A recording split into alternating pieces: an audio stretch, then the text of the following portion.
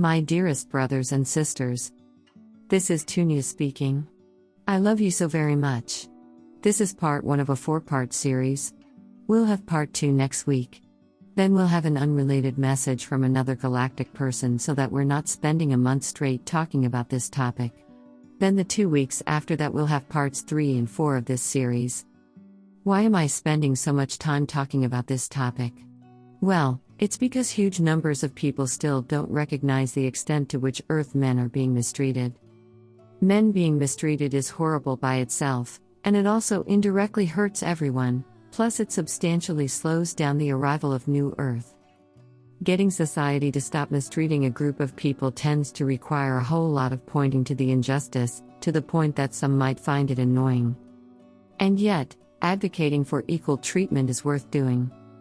In part 1 of this female supremacism series, I will argue that your Western 2025 society is female supremacist, i.e., that it says that women are superior to men. I'm only talking about the 2025 West.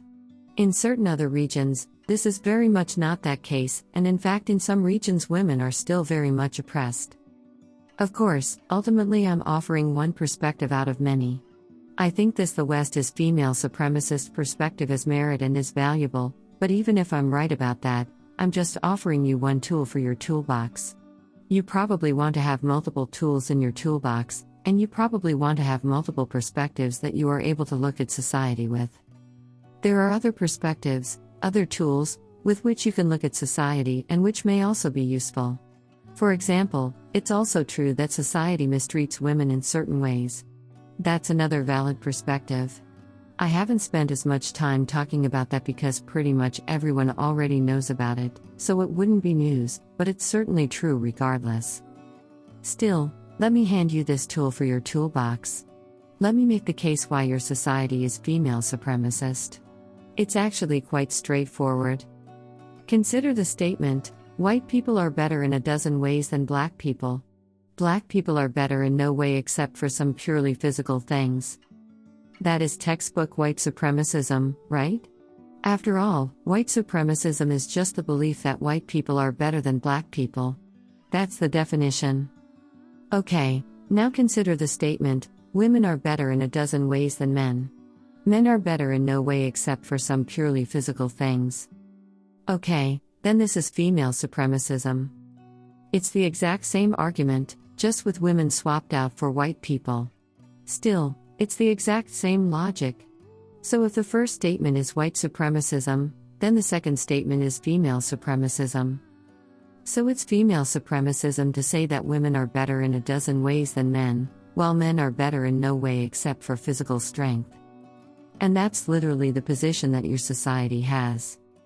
Which means that your society is female supremacist.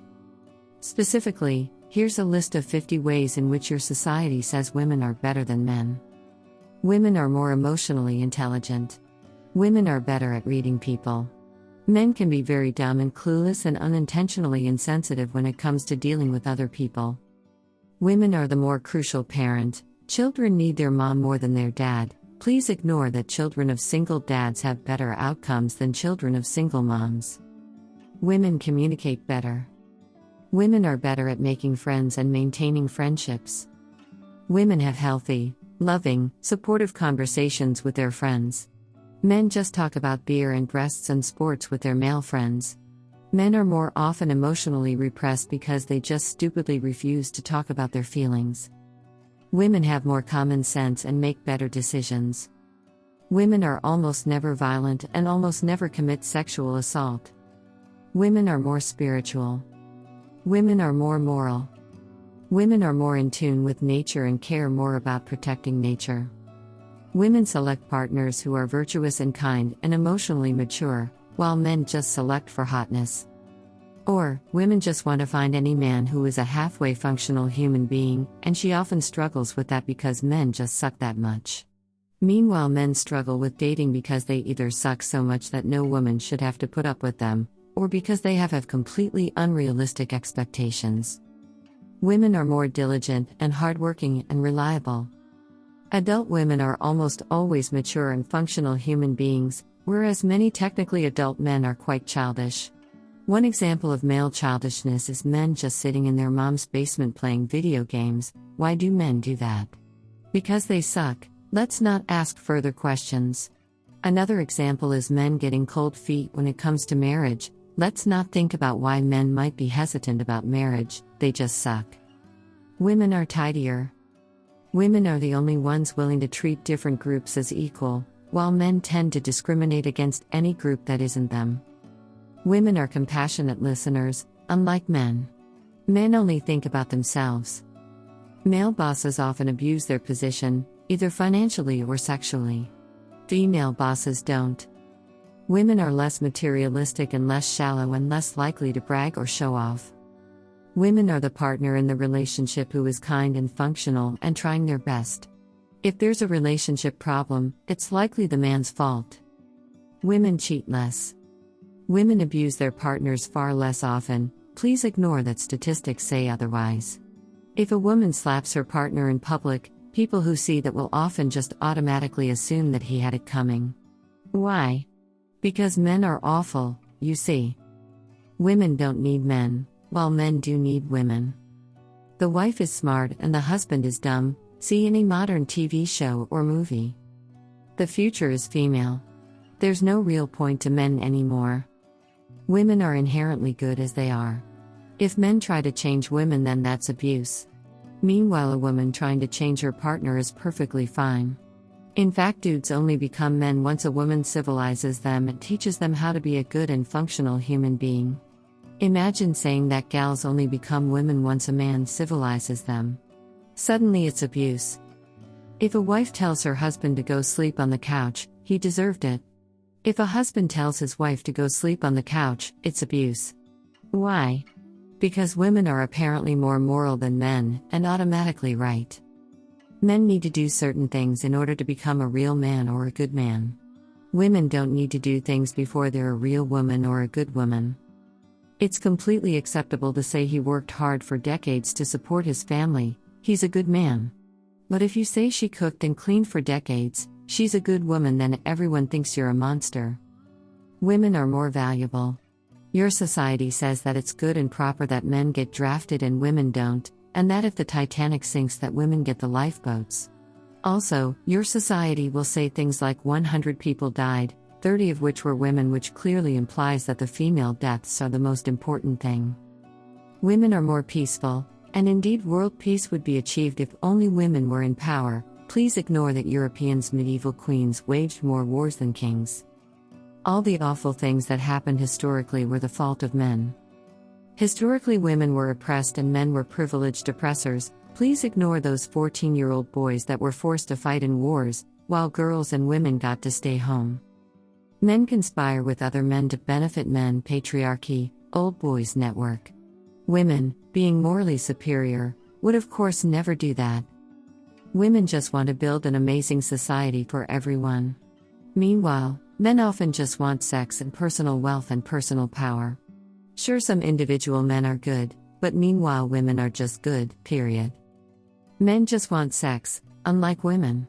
Men are also led around by their genitals, unlike women. If a man's penis and a woman's vagina don't fit together in a satisfying way, then the problem is always that the man's penis is the wrong size, and the problem is never that the woman's vagina is the wrong size. Small dick energy is a thing. Loose vagina energy isn't. You might get reprimanded at work for saying he has small dick energy, but you probably won't get fired. But if you say at work that a woman has loose vagina energy, then you may very well get fired on the spot. Everything that's wrong is men's fault. Women, meanwhile, are the positive force in society and are always wonderful just as they are. If there is relationship discord, it's the man who needs to change something. Wife unhappy? Husband needs to change. Husband unhappy? Husband needs to change. Man can't find a wife? He sucks and he needs to improve. Woman can't find a husband? Men suck and men need to improve. If a man says that his wife left him, people assume that she was right to leave him and that he was either abusive or just a loser. If a woman says her husband left her, people don't assume that she was abusive or a loser. Even though a recent message by Hakann provided several sources indicating that women commit domestic abuse more often than men do. Toxic masculinity exists while toxic femininity doesn't exist, or almost doesn't exist. Positive generalizations about women, and negative generalizations about men, are of course. Meanwhile, negative generalizations about women, or positive generalizations about men, are horrendous sexism that we can't possibly tolerate. If a woman just exists and isn't horrible, she's automatically a great partner and any man would be lucky to have her. Meanwhile, men need to do or have a list of things or qualities before they're even worth being in a relationship with. Women are so inherently wonderful that if the man is the sole breadwinner and there are no children, the woman is assumed to be a net positive in his life. Meanwhile, if the woman is the sole breadwinner and there are no children, then the man is assumed to be a liability to her. Even people who claim to be in favor of equality and who reject traditional gender roles will often look at it like this. If women underperform in a certain way, then by definition there must be oppression and sexism, and together we must systemically help women. If men underperform, that's proof that either men are inherently worse than women in that area, or men just make stupid decisions and they should pull themselves up via their own bootstraps. Certainly there's no need to help men. Men should have accountability, but not authority, which is an awful position to be in. It's your fault if things go wrong, and also you have no say. Women should have authority, but not accountability, which is a very luxurious and potentially destructive position to have. Admittedly, your society doesn't literally say this, but your society has women-only quotas and also refuses to hold women accountable, so this is effectively the position of your society. Women are so wonderful that if they do something, it's fine, whereas if the man does the same thing, it's horrible. For example, if a woman doesn't talk to her partner for a while, then either he deserved it, or she just needs some time to process things, and in fact she's a responsible person for gathering her thoughts first. Meanwhile, if a man doesn't talk to his partner for a while, then that's emotional abuse. If a husband is mean or selfish, let's say 3 times, that could be labeled as emotional abuse or narcissism, and some people would advise the wife to leave the relationship immediately. Whereas if a wife is mean or selfish, let's say 3 times, then that's not emotional abuse or narcissism. Either the husband is told sometimes people are mean, that's just part of life. Or he's told to have a very careful conversation with her. So, that's a list of 50 ways in which your female supremacist society says women are better than men. Maybe you disagree with some points, and you think that there are actually only 40 or perhaps even only 30 ways in which your society says that women are superior to men. Well, that doesn't change the overall point that your society clearly says that women are better than men. Even if it only says that in 30 ways and not 50.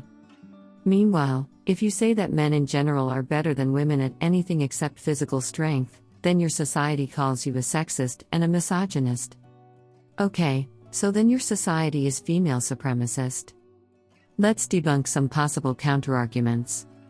Counterargument 1. Our society actually says that men and women are equally good at everything. Yes, it says that, and it also says that women are better in 50 or 30 ways. It's doublethink. Do you really not recognize any of the women are better statements on the previous list? Imagine if someone said, I believe that white and black people are equal. And I also believe that white people are better than black people in 50 or 30 ways. That person is still a white supremacist, right? Counterargument 2. But everyone agrees that men can be good, and great men are celebrated. Yes, but your society says that women are better in general and men are kind of bad in general, and it's only specific men who are good. That's still female supremacism.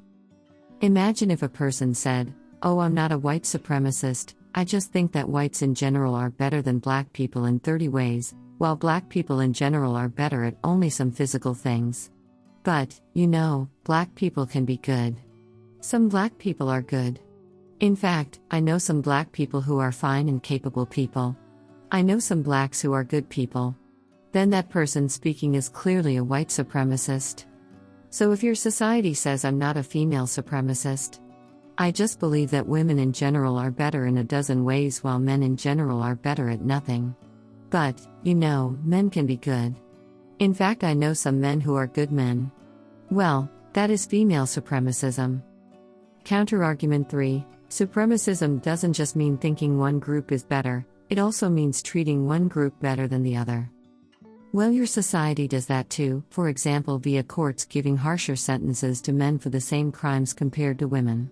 Divorce court discriminates against men. Wales gives 77 times as much money to women's groups even though 4 out of 5 people who kill themselves are men. There's research showing that teachers give higher grades to girls for the same work. There are female-only scholarships while already more women attend university. Etc. Previous channelings have given lots of examples and have provided sources. More women than men own homes in the US. More women than men attend university. Women live longer lives. Women are far less likely to end their own lives. Women are far less likely to die in a workplace accident.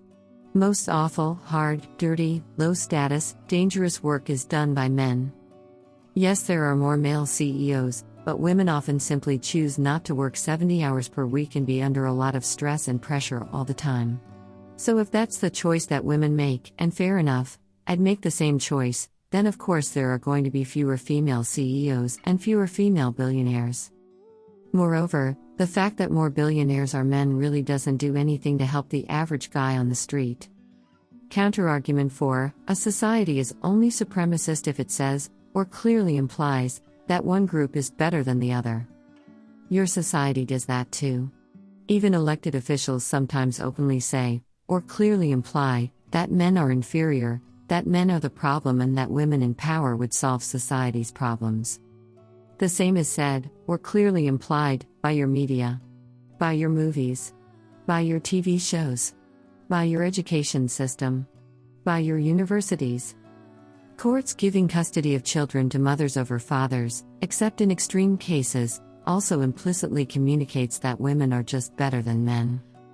Women-only scholarships existing while already more women attend university, pretty clearly implies that your society thinks that women are just better than men. And it also shows that male billionaires and male politicians really aren't doing anything to help average guys. And if you want to argue that female-only scholarships are just a way to achieve equality in STEM, okay, then where are the men's-only scholarships for studying psychology? Counterargument 5. Yes, female victims are helped more, but men get respected more as people who act upon the world. But is that actually true? Maybe at one time it was. But nowadays men get discriminated against during hiring processes, with some companies just refusing to hire white men. If a man is broke, then he's a loser, and if a man is rich, then he's an oppressor. A male CEO is an evil capitalist leech. A female CEO is a boss babe, you go girl, yes queen, you're an inspiration to us all. Then is an average man respected? Well, if an average man starts a family and has a job and provides and does everything he's supposed to do, then he's Homer Simpson and still a loser. Just look how much respect hardworking fathers get in modern movies and TV shows. Hardworking, well-meaning fathers get destroyed in divorce court every single day, and the vast majority of divorces are initiated by women, and usually there's no abuse or cheating going on. Counterargument 6. This can't be a female supremacist society because women aren't doing great in current society. It's true that women aren't doing great in current society. However, the relatively privileged group doing well is not a requirement for supremacism. Certain European colonial nations were white supremacist at certain periods in the past. Namely, they openly said that white people were superior to black people. And note that white average working class people in those white supremacist societies usually weren't having a great time, and didn't really have any power. Even though they were white in a white supremacist society. A white supremacist society just means that the society says that white people are better in certain ways. That's it. There's no requirement that white people are thriving. Similarly, certain non-European nations were supremacist too, thinking their people are superior to other people. Yet, the average peasant or soldier in that society didn't have a luxurious time either, and didn't really have any power or say. Returning to your current society, it's female supremacist, and that's not disproven by the fact that women often aren't having a great time. In fact, women often aren't having a great time because your society is female supremacist. Female supremacism hurts women too. Namely, awful men are still going to be awful in female supremacist society. Whereas good men often just get crushed by female supremacist society and therefore they don't contribute as much as they would otherwise. And good men being crushed makes everyone worse off, including women. Counterargument 7. This can't be a female supremacist society because look at how many women get raped. Obviously, women being raped is absolutely horrible and completely unacceptable, and happens way too often. But as with the previous point, women often not having a great time doesn't disprove that you live in a female supremacist society. If in a white supremacist society certain individual black people horribly hurt certain individual white people, then that doesn't disprove that it's a white supremacist society. And obviously, I'm not saying that that mistreatment is justified.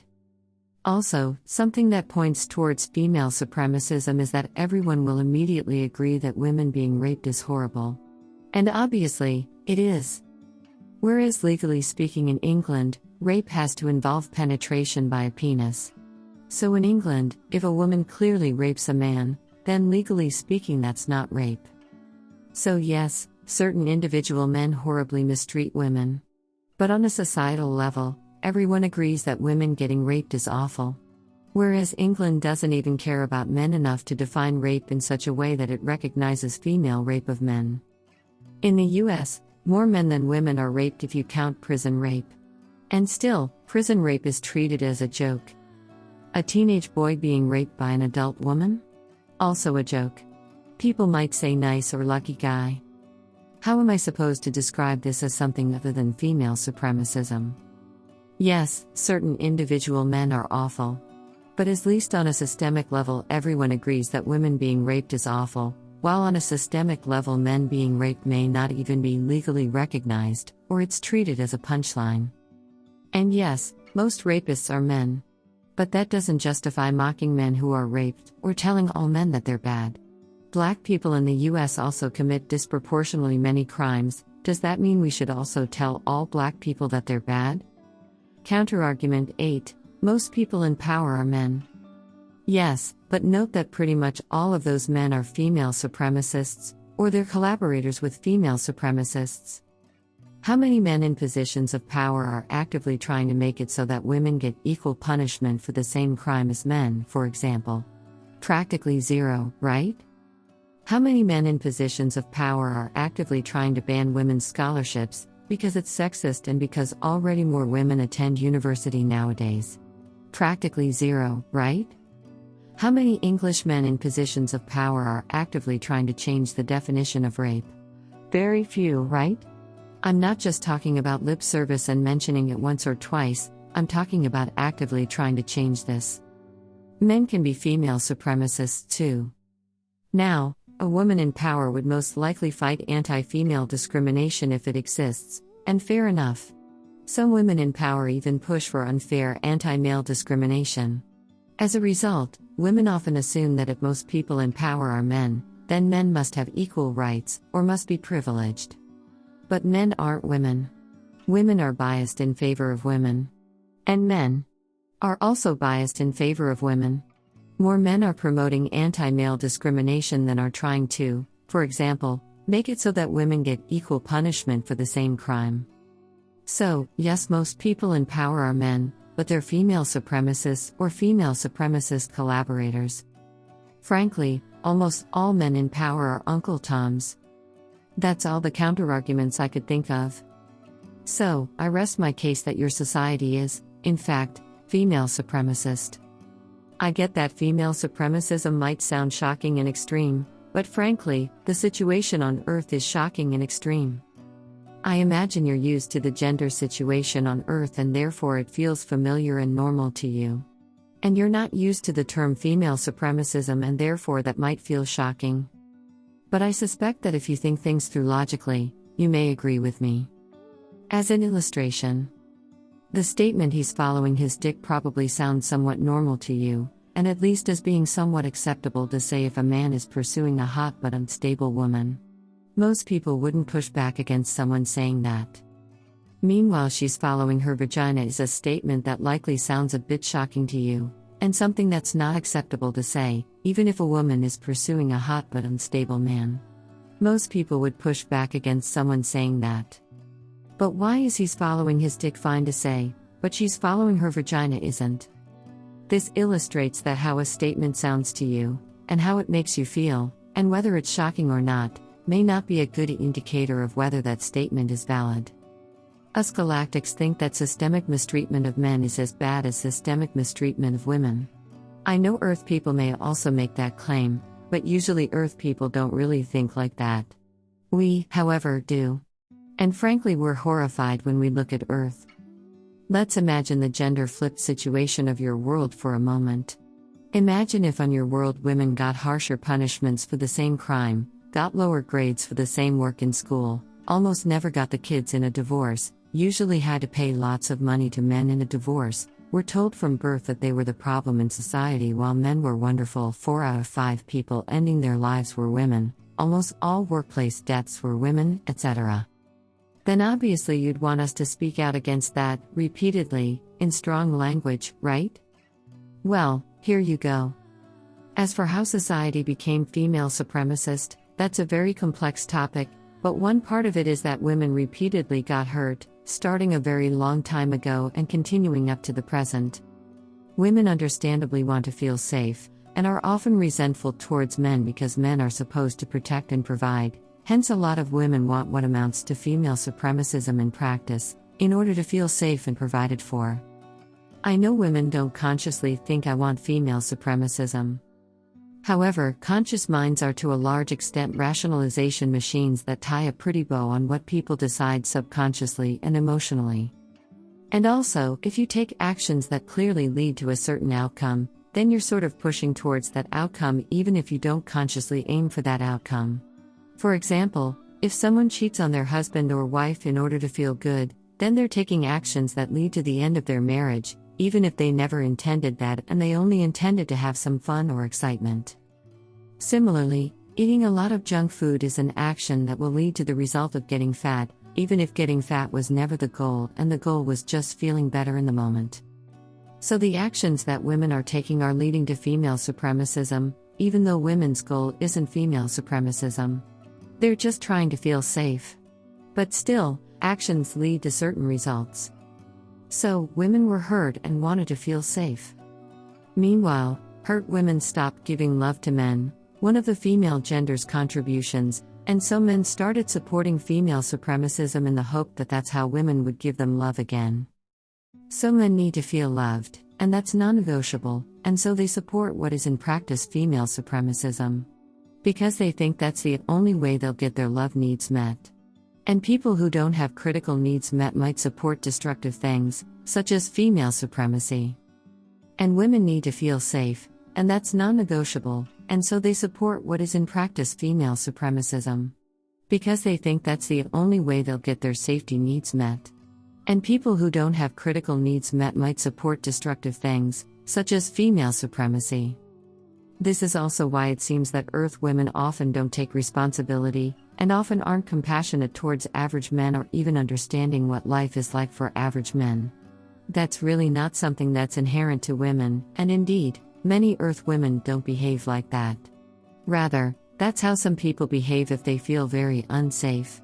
And a whole lot of women feel very unsafe. Men generally don't understand just how unsafe Earth women feel, and creating an environment where women feel safe is ultimately in large part the man's responsibility. Which they're currently failing to do. On the other hand, mistreating men really isn't the solution to this. It only makes things worse. Rapist men are still going to rape. Psychopathic men are still going to behave psychopathically. Really, all that you accomplish by mistreating men is that the good men get crushed and then don't contribute to society. Which hurts everybody. So, how to break this cycle? Either men make sure that all women are safe and provided for, which will involve, among other things, arresting the dark controllers. But of course, even one average individual man can make a contribution towards this goal. Or women start behaving in a loving way towards men, not just go, oh yes, I love everyone, but actually act in a loving way towards men. which, in the current context, would involve women marching in the street for men's rights, or at the very least publicly speaking up for men's rights. And if both genders wait for the other gender to do their part first, then nothing will get done. That's my view on Earth. I'm curious what you're thinking and how you're feeling. Feel free to share in the comments section. With all my love. Your star sister, Tunia.